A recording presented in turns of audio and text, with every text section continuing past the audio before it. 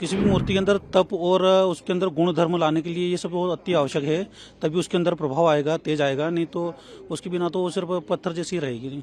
जैसे आपको जीने के लिए भोजन करना पड़ता है, उसी तरह मंत्रों की सबसे आवश्यकता होती है। चारों वेद में यजुर्वेद का स्थान है।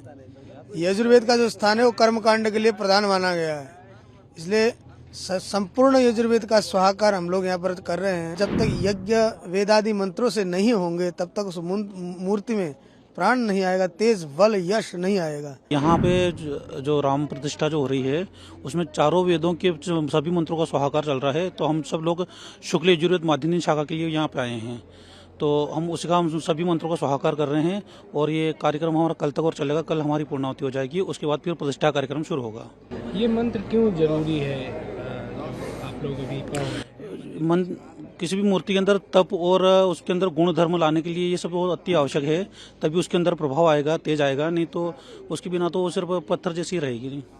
कितने लोग हैं आप लोग? हम 108 ब्राह्मण हैं यहाँ पे और शुक्ल यजुर्वेद का स्वाहाकार कर रहे हैं।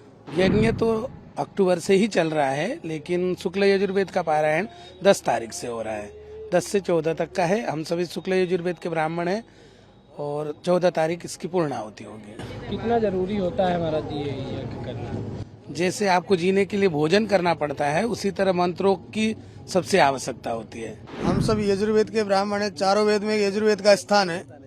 यजुर्वेद का जो स्थान है वो कर्म कांड के लिए प्रधान माना गया है, इसलिए संपूर्ण यजुर्वेद का स्वाहाकार हम लोग यहाँ पर कर रहे हैं और हम सब 108 ब्राह्मण मिलकर के भगवान श्री राम की सेवा में यहाँ उपस्थित हैं और हमारा मन बहुत ही प्रसन्न है। कब से कर रहे हैं और इस यज्ञ का महत्व क्या है? यज्ञ का महत्व है, जब तक यज्ञ वेदादि मंत्रों से नहीं होंगे तब तक उस मूर्ति में प्राण नहीं आएगा, तेज बल यश नहीं आएगा। इसलिए यज्ञ करने के बाद ही, संपूर्ण वेदों के यज्ञ करने के बाद ही मूर्ति में पवित्रता आती है, मूर्ति में तेज आता है, इसलिए यज्ञ करते हैं। प्रधानमंत्री जी ने भी आह्वान किया है कि जो है लोग दीपोत्सव मनाएं 22 जनवरी को। जी बिल्कुल बिल्कुल, उन्होंने भी आह्वान किया है और हम लोग भी आए हैं और हम सभी भारतवासियों से प्रार्थना करते हैं अपने अपने घरों में दीपावली उत्सव मनाएं। बहुत वर्षों के बाद ये अवसर प्राप्त हुआ है हम लोगों के लिए गर्व की बात है। जब तक संस्कृति और धर्म नहीं बचा रहेगा तब तक देश कैसे सुरक्षित रह सकता है। यहाँ पास जो यज्ञ चल रहा है उसमें शुक्ल यजुर्वेद माध्यान्हिक पारायण चल रहा है, स्वाहाकार चल रहा है, उस यज्ञ में मैं सम्मिलित हूँ और ये कल पूर्णाहुति है।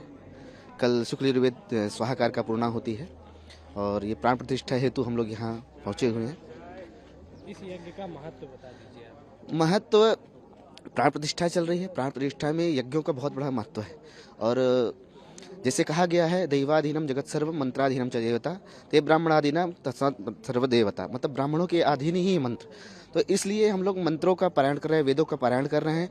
इसमें पारायणों का बहुत जरूरी है, वेद का पारायण होना, चारों वेदों का पारायण होना ही बहुत अच्छी बात है। इसलिए हम सब चारों वेदों का पारायण कर रहे हैं। आज क्या करेंगे आप? आज हम लोग शुक्ल यजुर्वेद का ही पारायण कर रहे हैं और स्वाहाकार, उसी मंत्रों से स्वाहाकार होगा। कब तक चलेगा? ये कल चलेगा, कल तक 14 तारीख तक चलेगा। कल पूर्णाहुति है।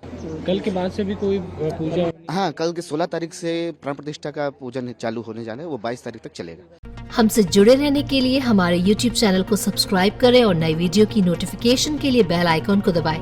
अगर आप ये वीडियो Facebook पर देख रहे हैं तो लाइक जरूर करें और ज्यादा से ज्यादा शेयर करें। धन्यवाद।